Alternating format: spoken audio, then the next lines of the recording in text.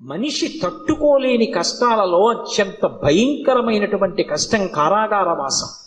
కారాగారవాసం అంతటి భయంకరమైన కష్టాన్ని ఎదుర్కోవలసి వచ్చినప్పుడు కూడా కాలభైరవ చరిత్ర చదివినా, కాలభైరవాష్టకం చదివినా, కాలభైరవోపాసనం చేసినా వాళ్ళు రక్షింపబడతారు అంటుంది శాస్త్రం. అంత అద్భుతమైనటువంటి మూర్తి ఆ కాలభైరవుడు. సాక్షాత్ పరమేశ్వరుడే కాలభైరవుడిగా ఆవిర్భవించాడు ఒకానొకప్పుడు. కాలభైరవావతారంలో ఆయన లోకానికి కొన్ని మర్యాదలు నేర్పాడు. అందుకే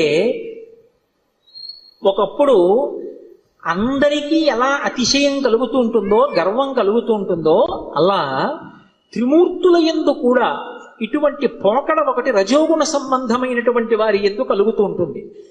సృష్టికర్త అయినటువంటి చతుర్ముఖ బ్రహ్మగారు సహజంగా రజోగుణ తత్వంతో ఉంటాడు, అందుకే ఎరుపు రంగుతో ఉంటాడు. ఆయనకి ఒకప్పుడు ఎందుకో ఒక భావన కలిగింది. ఆయనకి 5 తలలు ఉండేవి. నాకు 5 తలలు, పరమశివుడికి 5 తలలు, సద్యోజాత అఘోర తత్పురుష వామదేవ ఈశానములని 5 తలలు ఆయనకి.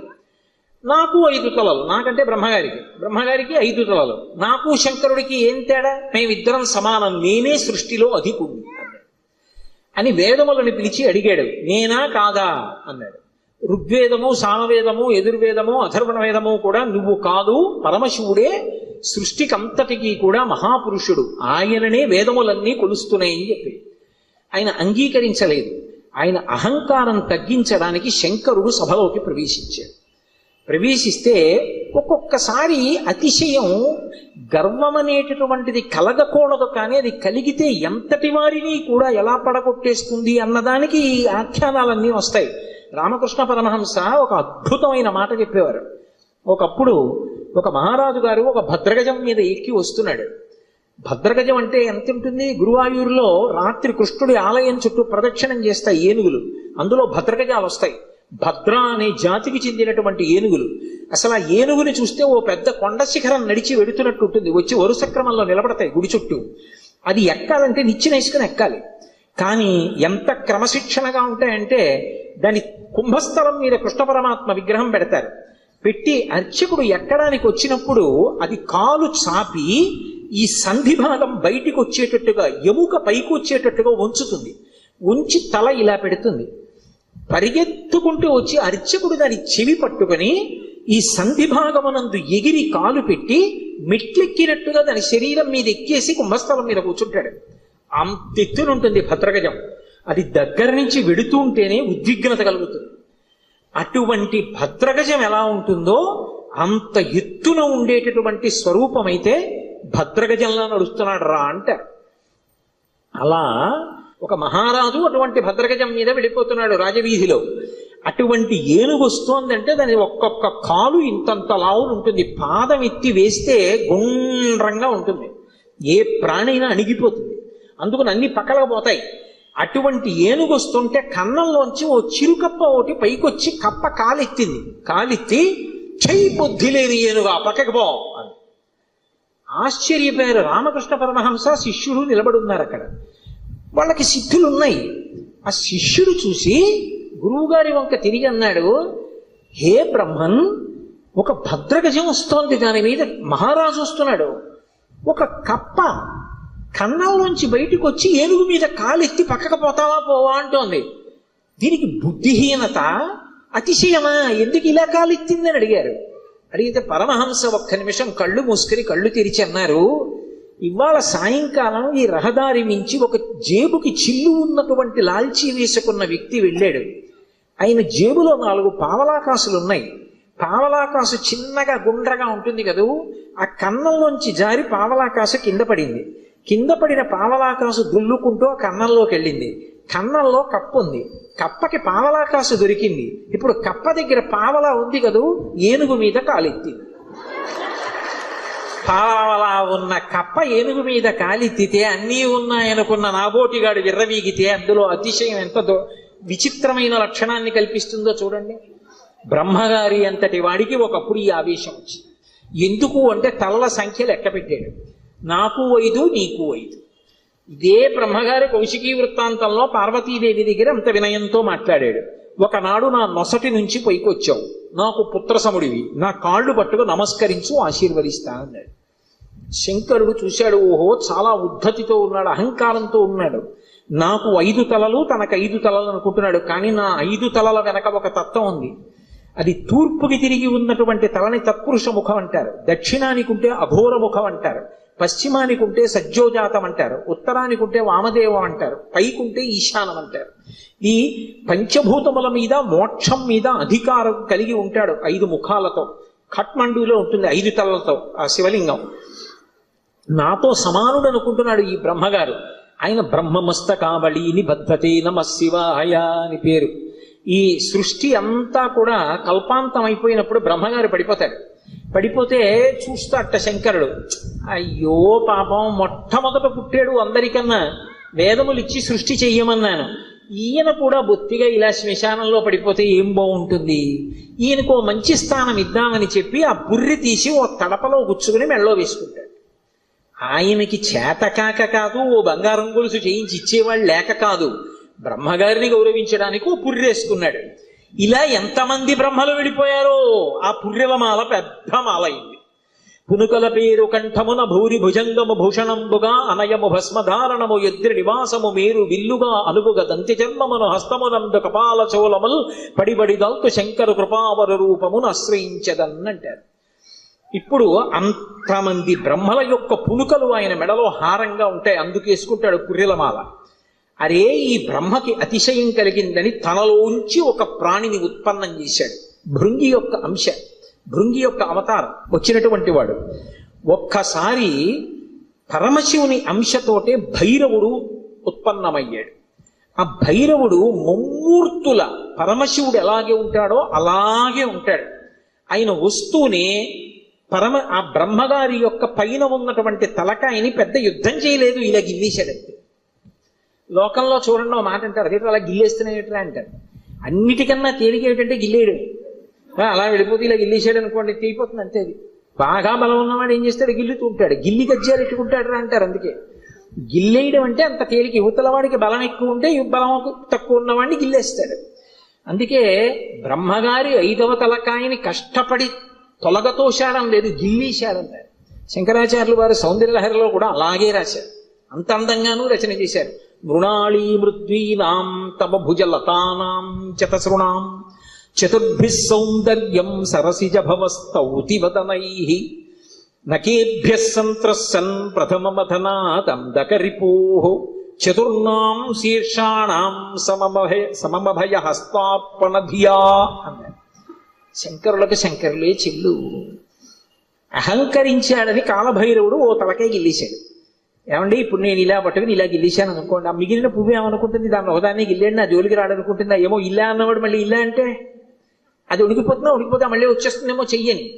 ఇప్పుడు ఇలా అన్నవాడు మళ్ళీ ఇంకోటి ఇలా అంటే 3 ఉంటాయి ఇంకా. అందుకని ఆయన ఏం చేశాడంటే బ్రహ్మగారు ఒక తలకాయ గిల్లేయగానే ఇంకా 4 తలకాయలు మిగిలాయి. అమ్మవారి వంక చూశాట. అమ్మవారు 4 చేతులతో ఉంటుంది కదా. అమ్మా, నేను తామర పువ్వులోంచి పుట్టాను, నీ చేతులు తామర పువ్వుల్లో ఉంటాయి, కాబట్టి మన ఇద్దరికీ ఓ బంధుత్వం ఉంది.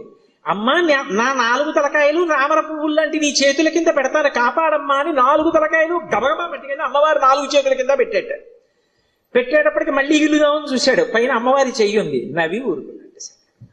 అలా అమ్మా, నీ చేతులు పెట్టుండకపోతే బ్రహ్మగారి తలకాయలు ఉండేవో ఉండకపోవు. ఏమో గిల్లేసిన వాడు ఓటే గిల్లుతాడని నమ్మకం. కాబట్టి నకేభ్య సంత్రస్సన్ గోటితో గిల్లేశాడంతే. కాలభైరవుడంతే అంతటి ప్రచండ శక్తి స్వరూపుడు. కాశీఖండంలో ఆయన గురించి ఒక అద్భుతమైనటువంటి విశేషం చెప్తారు. అజుండు తాను అధికుండుననుచు గర్వింప కరనఖాగ్రమునత చిరము త్రుంచి సాకారయగు బ్రహ్మహత్యతో చనుదేరి సర్వలోకంబులు సంచరించి వైకుంఠమునకేగి రమా వైకుంఠు లర్చించ అమృతభిక్షాసనం అరగించి కాశికానగర కంఠోపదేశంబున పగలవైచకరంపు బ్రహ్మపునుక ఆధిపత్యంబు పొందె కామారి చేత ప్రియవైచిన చోట కపురము చేసి కాశికాపురమునకు 7 గడయు చూపే క్రోధభైరవ దేవుండు కుంభజన్మ అంటారు. ఆయన బ్రహ్మగారి తలకాయ తుంపేశాడు. తుంపేస్తే ఆయన బ్రహ్మగారు బ్రహ్మహత్యాపాతకం వచ్చింది. పరమశివుడికి బ్రహ్మహత్యాపాతకం ఉంటుందా? ఆయన విధికి నిషేధానికి అతీతుడు. కానీ లోకంలో శివుడే చేశాడు కదా, మేమెందుకు చెయ్యకూడదని రేపు పొద్దున్న తెలియక జనులు బ్రహ్మహత్యాదోషం చేస్తే కట్టి కుడిపేస్తుంది. అందుకని దాని పాపం ఎంత కఠినంగా ఉంటుందో చూపించడానికి తాను బ్రహ్మహత్యా పాతకం పోగొట్టుకోవడానికి చెయ్యవలసిన ప్రాయశ్చిత్తాన్ని చేసి చూపించాడు. ఆ కల వచ్చి అంటుకుంది పుర్రె. ఆ చేతికి అంటుకున్న పుర్రెతోటి కపాల భిక్ష అందరినీ భిక్షాటన చేస్తూ లోకములన్నీ తిరిగాడు. తిరిగి తిరిగి తిరిగి తిరిగి ఒక రోజున వైకుంఠానికి వెళ్ళాడు. అబ్బా, ఇటువంటి అతిథి ఎక్కడ దొరుకుతాడు? ఊరక రారు మహాత్ములు మా రథముల ఇండ్ల కడకు వచ్చుటెల్లన్ కారణము మంగళములకు మీరొచ్చుట శుభమాకు నిజము మహాత్మ అంటాడు నందుడు గొర్గుడు వస్తే దశమస్కంధంలో. అలా గబగబా పరిగెత్తుకొచ్చి లోపలికి పిలిచి శ్రీమన్నారాయణుడు లక్ష్మీదేవి కూర్చోపెట్టి ఆయనకి ఆతిథ్యం ఇచ్చారు. ఆ ఆతిథ్యం ఇచ్చినప్పుడు ఏదో లౌకికంగా ఉండినటువంటి అన్నం పెట్టలేదు, భిక్షాన్నంగా ఏం పెట్టారంటే మనోరథము అనబడేటటువంటి ఒక అద్భుతమైనటువంటి అమృతం ఉంటుంది. అది ఒక్క వైకుంఠంలో వాళ్ళ దగ్గరే ఉంటుంది. ఆ అమృత రసాన్ని పెట్టారు. పెడితే ఆ అమృత పాయసం ఆరగించి లక్ష్మీ విష్ణువుల చేత అర్చింపబడిన వాడై బయలుదేరాడు. అన్ని లోకాలు తిరిగి తిరిగి తిరిగి తిరిగి కాశీపట్టణానికి వచ్చాడు. కాశీపట్టణంలోకి ప్రవేశించగానే చేతికున్నటువంటి బ్రహ్మకపాలం మూడి కింద పడి బద్దలైపోయింది. అంటే కాశీపట్టణం అంత గొప్ప పట్టణం. అందులోకి వెళ్ళగానే బ్రహ్మహత్య పోయింది. అప్పుడు ఆ లోపలికి వెళ్ళిన తర్వాత శంకరుడు బయలుదేరి వచ్చి ఈ కాశీపట్టణానికి అంతటికీ నిన్ను అధిపతిగా అభిషేకం చేస్తున్నానని కాలభైరవుణ్ణి కాశీపట్టణానికి పట్టాభిషిక్తుణ్ణి చేశాడు సంరక్షకుడుగా. ఆధిపత్యంబు పొందే కామారి చేత అంత అద్భుత రూపాన్ని పొందాడు. భైరవ అంటారు. భైరవ అంటే కుక్కకి భైరవ అని పేరు. ఎందుకంటే భయ్య నరుస్తుంది కాబట్టి, రవము అంటే శబ్దము, భయ్య నరిచి మీద పడుతుంది కాబట్టి భైరవ అంటే కుక్క. భైరవుడు వచ్చాడంటారు. కాదు, భైరవ అన్న మాటకు అర్థం ఏమిటంటే ఎవరిని చూస్తే హడిలిపోతామో, ఎవరిని చూస్తే భయం వేస్తుందో, ఎవరిని చూస్తే ఇక బుద్ధి పని చెయ్యదో అటువంటి భయంకరమైనటువంటి రూపంతో ఉండేటటువంటి వాడికి భైరవ అని పేరు. లోకంలో ఎవరైనా సరే బాగా పాపములు చేసి చేసి చేసి చేసి చేసి చేసి శరీరం విడిచిపెట్టేశారనుకోండి, ఈ లోకం విడిచిపెట్టి వెళ్ళిపోయేటప్పుట భైరవయాతన అని ఉంటుంది. ఆయన క్రోధ రూపంతో వెంటబడతాడు బెత్తం పట్టుకుని. ఆయన్ని చూసేటప్పటికి భయపడి చెమటలు కక్కుతూ పరిగెడతారు. పరిగెత్తి పరిగెత్తి పరిగెత్తి దాహార్తితో యమసదనం దగ్గర అగ్నిజ్వాలలతో ఉంటుంది తోరణం. ఆ తోరణం కింద నుంచి దూరుతాడు కాలిపోతూ. ఆ దోషం పోవాలి అంటే కాలభైరవ దర్శనం చేస్తారు. కాఠ్మండూలో కాశీపట్టణంలో కాలభైరవ దేవాలయాలు ఉన్నాయి. కాలభైరవ దర్శనం చేస్తే భైరవ దండన అని ఆయన వేస్తాడు. ఓ బెత్తం పెట్టి ఓసారి వీపు మీద కొడతారు ఇలాగా. అంటే అక్కడతో ఆ పాపాన్ని తీసేస్తాడు. ఆ చాలా అనుగ్రహమూర్తి. అలాగే కార్తీక మాసంలో వచ్చేటటువంటి పౌర్ణమి నాడు జ్వాలాతోరణం చేస్తారు. కొత్త గడ్డి తీసుకొచ్చి తోరణం కట్టి ఆ గడ్డి అంతా పెట్టి ఆవు నెయ్యి పోసి వెలిగిస్తారు. వెలిగించి పార్వతీ పరమేశ్వరులు పల్లకీలో వెళుతుంటే హరహర మహాదేవ శంభో శంకర అంటే భక్తులు కూడా పల్లకీతో వెళ్ళి మళ్ళీ వస్తూ ఉంటారు. ఎందుకు అలా వెళ్ళి వస్తూ ఉంటారు అంటే నరకలోకానికి వెళ్ళి అగ్నితోరణం కింద నుంచి దూరవలసినటువంటి అగత్యాన్ని తీసేసి ఇక్కడే అగ్నితోరణం కింద నీవు అక్కడ చూడక్కర్లేదురా, నేను నీకు అండ ఉంటాను, బెంగ పెట్టుకోకని ఆయన నడిచి ఆయన వెనక మనం నడిస్తే ఇంకా అక్కడ అగ్నితోరణం చూడక్కర్లేదు, తిన్నగా మంచి లోకాలకు వెళ్ళిపోతాడు. దానికోసం ఇక్కడ ఆయన అద్భుతమైనటువంటి జ్వాలాతోరణం చేస్తాడు. మనం చేస్తే అనుగ్రహాన్ని శంకరుడి ద్వారా పొందుతామని. అందుకని భైరవ అంటారు. శంకర భగవత్పాదులు కాలభైరవుని యొక్క వైభవం మీద ఒక అష్టకం చేశారు. దేవరాజ సేవ్యమాన భావనాంగ్రి పంకజం వ్యాళ యజ్ఞ సూత్రం ఇందు శేఖరం కృపాకరం నారదాది యోగి బృంద వందితం దిగంబరం కాశికాపురాదినాథ కాల భైరవం భజే. నారదాది యోగి బృంద వందితం దిగంబరం అంటారు. ఆయన నారదుడు వంటి యోగి బృందముల చేత నృతింపబడుతూ ఉంటాడు. దేవరాజ సేవ్యమాన భావనాంగ్రి పంకజం, పావనాంగ్రి పంకజం. దేవరాజు అంటే ఇంద్రుడు. ఇంద్రాదుల చేత పూజింపబడేటటువంటి పాదపద్మములు కలిగినటువంటి వాడు. వ్యాళయజ్ఞ సూత్రం ఇందు శేఖరం కృపాకరం. ఆ చంద్రబింబాన్ని శుక్లపక్షంలో ఉండేటటువంటి తదియనాటి చంద్రరేఖని కొప్పులో ధరించి ఉంటాడు. ఆయన వ్యాళయజ్ఞ సూత్రమిందు శేఖరం కృపాకరం నారదాది యోగి బృందవందితం దిగంబరం. ఆయన దిక్కులన్నీ ఆయనకి అంబరములై ఉంటాయి. ఆ దిక్కులు అంబరములై ఉన్న మీదట కొత్తగా ఇక వస్త్రాన్ని కట్టుకోడు, దిశములతో ఉంటాడు. అది ఒకటి. అసలు తెలుసుకోవలసిన రహస్యం వేరే ఉంటుంది. ఎప్పుడైనా మీరు శివాలయంలోకి వెళ్ళినప్పుడు కాలభైరవ దేవాలయానికి వెడితే బట్ట ఉండదు, ఆయన దిగంబరంగా నిలబడి ఉంటాడు. ఎందుకు అలా ఉంటాడు అంటే దానికి ఒక కారణం ఉంది. అంబరము దేనికి కట్టుకుంటారు అంటే, వస్త్రము కట్టుకున్నాడు అన్న మాటకి తాత్వికమైనటువంటి అర్థం ఏమిటి అంటే, లజ్జ పొంది ఉన్నారు, ఎవరు తనని చూసి సంతోషించాలో వాళ్ళు మాత్రమే సంతోషించాలి తప్ప అన్యులు తనని ఇంకొకలా చూడకుండా ఉండడానికి వస్త్రం కట్టుకుంటారు. సభాముఖంగా అంతకన్నా మాట్లాడకూడదు. బట్ట దేనికి కట్టుకుంటారు అంటే, ఏ పురుషుడు తనని ఎలా చూడాలో అలాగే చూడాలి. భర్త అయితే దాని అవసరం లేదు, భర్త కానివాడు ఇంకొకలా చూడ్డానికి వీల్లేదు. అంబరము ధరించి ఉంటారు. అంబరము భక్తికి సంకేతం. భక్తి అంబరమును కట్టుకుంటారు. భక్తి అంబరం కట్టుకుంటే పురుషుడి చేత ఆకర్షింపబడతాడు. ఎవరా పురుషుడు? ఒక్కడే పురుషుడు. పతిం విశ్వస్యాత్మేశ్వరగం శాశ్వతగం శివమచ్యుతం. ఆ భగవంతుడు ఒక్కడే పురుషుడు. ఆధ్యాత్మిక సంప్రదాయంలో అందరం స్త్రీలమే, మనందరికీ పతి ఆయన. ఆయన కొరకు భక్తి అన్న బట్ట కట్టుకుంటాం. అసలు పరమేశ్వరుడు ఎవరి కోసం కట్టుకోవాలి? ఎవరి పట్ల భక్తితో ఉండాలైనా? ఆయన ఎవరిని పొందాలైనా? ఆయన పొందడానికి ఇంకెవరు లేరు, అందరూ ఆయన్ని పొందుతారు. అందుకే ఆయన బట్ట కట్టుకోడంటే భక్తి అన్న నంబరం ఆయన కట్టుకోక్కర్లేదు. అందుకు దిగంబరుడు. ఆ దిగంబర అన్న మాటను అలా అర్థం చేసుకోవాలి. అందుకే యోగి సంప్రదాయంలో ఈ దిగంబర అన్న మాట మీకు కనపడుతూ ఉంటుంది. కాబట్టి నారదాది యోగి బృంద వందితం దిగంబరం కాశికాపురాధినాథ కాలభైరవం భజే. అటువంటి కాలభైరవుణ్ణి నేను భజిస్తున్నాను. భానుకోటి భాస్వరం భవాబ్దితారకం ప్రభుం నీలకంఠమీప్సితార్థదాయకం త్రిలోచనం కాలకాలమంబుజక్షమక్షశూలమక్షరం కాశికాపురాధినాథ కాలభైరవం భజే. ఇప్పుడు నేను అష్టకం అంతా ఎక్కడ చెప్పను. భానుకోటి భాస్వరం, కోటి మంది సూర్యులు ఉదయిస్తే ఎలా ఉంటుందో ఆయన కాంతి అలా ఉంటుంది. భవాబ్ధితారకం ప్రభుం, సంసారం అనే సముద్రాన్ని దాటించేస్తాడు ఆయన పాదాలు పట్టుకుంటే. నీలకంఠమీప్సితార్థదాయకం త్రిలోచనం, నీలకంఠుడై హలాహల భక్షణం చేసినటువంటి శంకరుడై లోకములను అనుగ్రహించగలిగిన వాడై భక్తజనుల యొక్క ఈప్సితములను తీర్చగలిగిన వాడై ఉంటాడు. నీలకంఠమీప్సితార్థదాయకం త్రిలోచనం కాలకాలమంబుజక్షమక్షశూలమక్షరం, చేతిలో అక్షమాల పట్టుకుని జ్ఞానాన్ని ఇవ్వగలిగిన వాడై ఉంటాడు. అందుకే అక్షమాల అంటే ధ్యాన స్థితిని కటాక్షిస్తాడు. పుస్తకాలు చదవడం గొప్ప కాదు, ధ్యానం చేయగలిగి ఉండాలి. ఆ మనస్సు చెప్పినప్పుడు మాట వినాలి. పిలవగానే మనసు వెనక్కొచ్చి ఎవరిని చూడమంటున్నానో వాళ్ళని చూడాలి.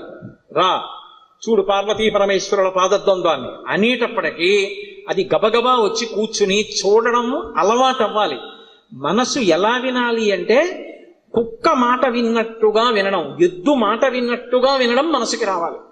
కుక్క చూడండి అన్నాను అనుకోండి పరిగెత్తుకొస్తుంది, కుక్క పిలిస్తే వచ్చినట్టు. ఎద్దు చూడండి కొత్తగా గిత్తని బండికి కట్టారనుకోండి, బండి ఎత్తి పట్టి రైతు దా దా అంటే అది రాదు. బలవంతంగా తీసుకొచ్చి కాడి మెడ మీద పెట్టారనుకోండి తోసేస్తుంది, అటుపోతుంది ఇటుపోతుంది. 4 మాటలు అలవాటు చేసి కొట్టి దుక్కి దున్నించి చేశాడనుకోండి, ఆ తర్వాత రైతు ఇక ఎద్దు దగ్గరికి వెళ్ళడు. వచ్చి ఆ బండి కాడి పట్టుకుని ఇలా పైకి ఎత్తి పట్టుకుంటాడు. ఇలా ఎత్తి పట్టుకుని ఆ 2 కాడిలా సమానంగా వస్తుంది అంటాడు. 2 ఎద్దులు నిద్రపోతున్నవి లేచి ఒళ్ళు విరుచుకొచ్చి మెడపెట్టేస్తాయి. పిలవలేదు ఆయన, ఏమి దా అని కూడా అనలేదు, అంటే చాలు 2 ఎద్దులు వచ్చాయి. అలా అన్నంత మాత్రం చేతనే ఎద్దులు వచ్చేస్తుంటే సాధన చేత మనసు వెనక్కి రావద్దు, రావాలి. అలా వచ్చేటట్టు చెయ్యగలిగిన వాడు, సాధనా బలాన్ని అనుగ్రహించగలిగిన వాడు కాలభైరవుడు. కాలస్వరూపంతో ఉంటాడు. అందుకే కాలకాలమంబుజక్షమక్షశూలమక్షరం కాశికాపురాధినాథ కాలభైరవం భజేత్. అందుకే కాలభైరవష్టానికి ఫలశ్రుతి చెప్తూ కాలభైరవాష్టకం పఠంతి ఏ మనోహరం జ్ఞానముక్తి సాధనం విచిత్ర పుణ్యవర్ధనం శోకమోహ దైన్య లోభ కోపతాపనాశనం తే ప్రయాంతి కాలభైరవంగ్రి సన్నిధిం ధ్రువం అంటారు. ఎవరు కాలభైరవాష్టకాన్ని చదువుకుని ప్రతిరోజు కాలభైరవుడికి నమస్కరిస్తాడో వాడికి భక్తి, చిత్తశుద్ధి, వైరాగ్యము, జ్ఞానము, చిట్ట చివర మోక్షము ఆయన అనుగ్రహిస్తాడు. శరీరం విడిచిపెట్టిన తరువాత భైరవయాతన పొందకుండా మోక్షమును అనుగ్రహించగలడు అంటే ఆయన ఎంతటి శక్తివంతుడో మీరు ఆలోచించవచ్చు. కాశికా పట్టణానికి అంతటికీ కూడా అధిపతి అయి ఉంటాడు. అటువంటి మహానుభావుడైనటువంటి కాలభైరవుని యొక్క స్మరణము చాలు, సమస్త పాపములు నశించిపోతాయి. అంత గొప్ప కాలభైరవుడు శివాలయంలో ఈశాన్య దిక్కున నటరాజస్వామి వారి పక్కన విరాజమానుడై ఉంటాడు. అలాగే శంకరుడి పరివారంలో ఎప్పుడూ విడిచిపెట్టనటువంటి వారు సర్పములు ఆయన్ని ఎప్పుడు విడిచిపెట్టవు. ఏదో అలా అనడమే కానండి, నిజంగా ఆయన పరివారం అద్భుతమైన పరివారం. సాయంకాలం అయ్యేటప్పటికి కవచం పెట్టేస్తారు. కవచం పెట్టారు అంటే ఇలా పాము పట్టి ఉంటుంది. మీరు చూసి ఉంటారు, కొన్ని చోట్ల శివాలయాల్లో శివలింగం మీద పడగ పట్టి ఉంటుంది. ఆ నైమిషారణ్యంలో అయితే ఒక అద్భుతమైనటువంటి శివాలయం ఉంది. ఆ శివాలయం యొక్క పానవట్టం మీద ఒక పాము పడుకుని ఉంటుంది. అది పడుకుని ఉన్నట్టుగా చిత్రీకరింపబడి ఉంటుంది. అద్భుతమైనటువంటి శివాలయం. అవన్నీ మీకు చూపిస్తారు. అక్కడే కొంచెం దూరం వెళితే రుద్రావర్తము అని గోమతి నది లోపల ధర్మరాజు గారు ప్రతిష్ఠ చేశాడు శివలింగాన్ని. సుడి ఏమీ కనపడదు, మీకు నీరు తిరగదు, కానీ ఇలా నీరు వెళ్ళిపోతూ ఉంటుంది. దాని ముందు కానీ వెనక కానీ మీరు మారేడాకేస్తే పైనుంచి తేలి వెళ్ళిపోతుంది. శివలింగం లోపలున్న చోటుకొచ్చి మారేడు దళం వేస్తే నిలువుగా లోపలికి వెళ్ళిపోతుంది. మీరు 100 జామకాయలు, జామ పళ్ళు తీసుకెళ్లి అందులో వేయండి, మీరు ఏమీ అడగకపోతే ఒక్క కాయ పైకి రాదు, నిలువుగా వరుస క్రమంలో లోపలికి వెళ్ళిపోతాయి. స్వామి ప్రసాదం ఇవ్వండి అని పైకి అడిగారు అనుకోండి, అన్ని పళ్ళు లోపలికి వెళ్ళిపోయి ఒక్క పండు పైకి వస్తుంది. భగవంతుని యొక్క అనుగ్రహము తిరుగులేనిది, ఈశ్వరుడు ఉన్నాడు అనడానికి ప్రబలమైనటువంటి సాక్ష్యాలు అవన్నీ. కాబట్టి ఆ పావు అనేటటువంటిది శివలింగం మీద పడగ పట్టి ఉంటుంది, అమ్మవారి యొక్క స్వరూపం. ఆ నాగులు ఎప్పుడూ శంకరుడితో అనుబంధంతో ఉంటాయి. అసలు ఆ పాము దేనికి గుర్తు అంటే కుండలిని శక్తికి ప్రతీక, అమ్మవారికి ప్రతీక. దేవరాజ సేవ్యమాన భావనంగ్రి పంకజం వ్యాళ యజ్ఞ సూత్రం ఇందు శేఖరం కృపాకరం నారదాది యోగి బృంద వందితం దిగంబరం కాశికాపురాధినాథ కాల భైరవం భజే. నారదాది యోగి బృంద వందితం దిగంబరం అంటారు. ఆయన నారదుడు వంటి యోగి బృందముల చేత నుతింపబడుతుంటాడు. దేవరాజ సేవ్యమాన భావనాంగ్రి పంకజం, పావనాంగ్రి పంకజం. దేవరాజు అంటే ఇంద్రుడు, ఇంద్రాదుల చేత పూజింపబడేటటువంటి పాదపద్మములు కలిగినటువంటి వాడు. వ్యాళయజ్ఞ సూత్రం ఇందు శేఖరం కృపాకరం. ఆ చంద్రబింబాన్ని శుక్లపక్షంలో ఉండేటటువంటి తదియనాటి చంద్రరేఖని కొప్పులో ధరించి ఉంటాడు ఆయన. వ్యాళయజ్ఞ సూత్రమిందు శేఖరం కృపాకరం నారదాది యోగి బృంద వందితం దిగంబరం. ఆయన దిక్కులన్నీ ఆయనకి అంబరములై ఉంటాయి. ఆ దిక్కులు అంబరములై ఉన్న మీదట కొత్తగా ఇక వస్త్రాన్ని కట్టుకోడు, దిశములతో ఉంటాడు. అది ఒకటి. అసలు తెలుసుకోవలసిన రహస్యం వేరే ఉంటుంది. ఎప్పుడైనా మీరు శివాలయంలోకి వెళ్ళినప్పుడు కాలభైరవ దేవాలయానికి వెడితే బట్ట ఉండదు, ఆయన దిగంబరంగా నిలబడి ఉంటాడు. ఎందుకు అలా ఉంటాడు అంటే దానికి ఒక కారణం ఉంది. అంబరము దేనికి కట్టుకుంటారు అంటే వస్త్రము కట్టుకున్నాడు అన్న మాటకి తాత్వికమైనటువంటి అర్థం ఏమిటి అంటే లజ్జ పొంది ఉన్నారు, ఎవరు తనని చూసి సంతోషించాలో వాళ్ళు మాత్రమే సంతోషించాలి తప్ప అన్యులు తనని ఇంకొకలా చూడకుండా ఉండడానికి వస్త్రం కట్టుకుంటారు. సభాముఖంగా అంతకన్నా మాట్లాడకూడదు. మీకు ఇంకా బాగా అర్థం అవడానికి నేను ఒక్కటే మాట చెప్పగలను. 1 కోటి రూపాయలు పెట్టి రకరకాల నగలు చేయించుకుని ఒంటి నిండా పెట్టుకుని ఒక స్త్రీ బట్ట కట్టుకోలేదనుకోండి, ఏమంటారు? లజ్జావిహీన అంటారు. సముద్రపు తొట్టున దొరికేటటువంటి నత్తగొల్లలతో హారం వేసుకుని 30 రూపాయల చీర కట్టుకుందనుకోండి, ఏమంటారు? మానవతి అంటారు. బట్ట దేనికి కట్టుకుంటారు అంటే ఏ పురుషుడు తనని ఎలా చూడాలో అలాగే చూడాలి. భర్త అయితే దాని అవసరం లేదు, భర్త కానివాడు ఇంకొకలా చూడ్డానికి వీల్లేదు. అంబరము ధరించి ఉంటారు. అంబరము భక్తికి సంకేతం. భక్తి అంబరమును కట్టుకుంటారు. భక్తి అంబరం కట్టుకుంటే పురుషుడి చేత ఆకర్షింపబడతాడు. ఎవరా పురుషుడు? ఒక్కడే పురుషుడు. పతిం విశ్వస్యాత్మేశ్వరగం శాశ్వతగం శివమచ్యుతం. ఆ భగవంతుడు ఒక్కడే పురుషుడు. ఆధ్యాత్మిక సంప్రదాయంలో అందరం స్త్రీలమే. మనందరికీ పతి ఆయన. ఆయన కొరకు భక్తి అన్న బట్ట కట్టుకుంటాం. అసలు పరమేశ్వరుడు ఎవరి కోసం కట్టుకోవాలి? ఎవరి పట్ల భక్తితో ఉండాలి ఆయన? ఆయన ఎవరిని పొందాలి? ఆయన పొందడానికి ఇంకెవరు లేరు, అందరూ ఆయన్ని పొందుతారు. అందుకే ఆయన బట్ట కట్టుకోడంటే భక్తి అన్న నంబరం ఆయన కట్టుకోక్కర్లేదు. అందుకు దిగంబరుడు. ఆ దిగంబర అన్న మాటను అలా అర్థం చేసుకోవాలి. అందుకే యోగి సంప్రదాయంలో ఈ దిగంబర అన్న మాట మీకు కనపడుతూ ఉంటుంది. కాబట్టి నారదాది యోగి బృంద వందితం దిగంబరం కాశికాపురాధినాథ కాలభైరవం భజే.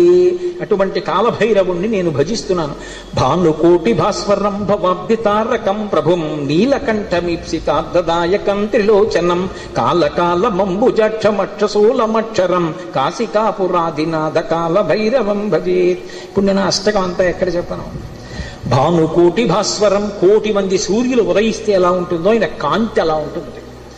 భవాబ్ధితారకం ప్రభుం, సంసారం అనే సముద్రాన్ని దాటించేస్తాడు ఆయన పాదాలు పట్టుకుంటే.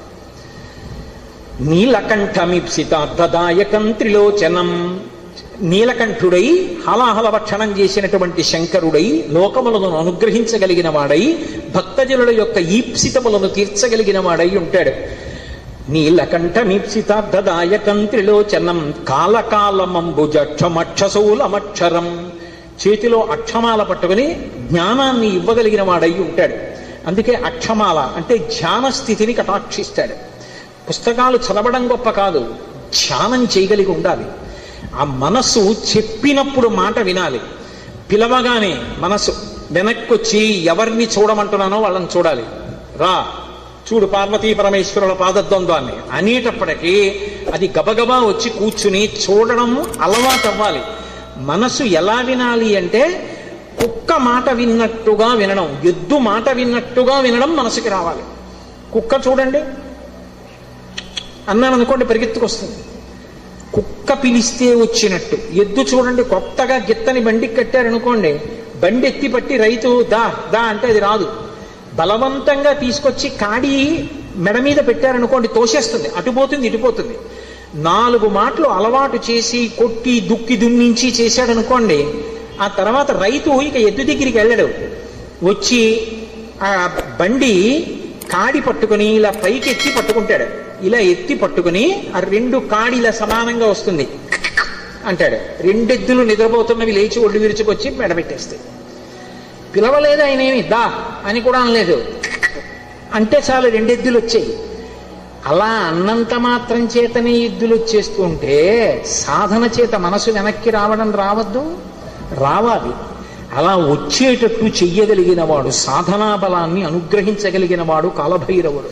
కాలస్వరూపంతో ఉంటాడు. అందుకే కాలకాలమంబుజక్షమక్షశూలమక్షరం కాశికాపురాధినాథ కాలభైరవం భజేత్. అందుకే కాలభైరవష్టానికి ఫలశ్రుతి చెప్తూ కాలభైరమష్టకం పఠంతి ఏ మనోహరం జ్ఞానముక్తి సాధనం విచిత్రపుణ్యవర్ధనం శోకమోహ దైన్యలోభకోపతాపనాశనం తే ప్రయాంతి కాలభైరవంగ్రి సన్నిధిం ధ్రువం అంటారు. ఎవరు కాలభైరవాష్టకాన్ని చదువుకుని ప్రతిరోజు కాలభైరవుడికి నమస్కరిస్తాడో వాడికి భక్తి, చిత్తశుద్ధి, వైరాగ్యము, జ్ఞానము, చిట్ట చివర మోక్షము ఆయన అనుగ్రహిస్తాడు. ప్రత్యేకించి మార్గశీర్ష మాసం, చతుర్దశి, అష్టమి, మంగళవారం, ఆదివారం ఇటువంటివి కాలభైరవుడి గురించి వినడానికి అత్యుత్తమమైనటువంటి రోజులు.